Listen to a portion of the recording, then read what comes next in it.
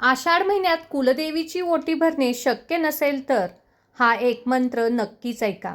कुलदेवीची ओटी भरण्याचे पुण्य तुम्हाला मिळेल. ओम श्री जगदंबा कुलदेवी नमः. ओम श्री जगदंबा कुलदेवी नमः.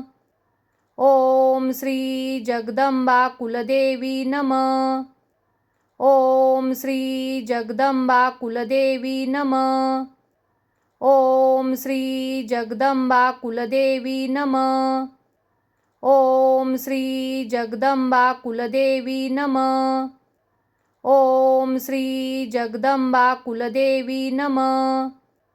ओम श्री जगदंबा कुलदेवी नमः. ओम श्री जगदंबा कुलदेवी नमः.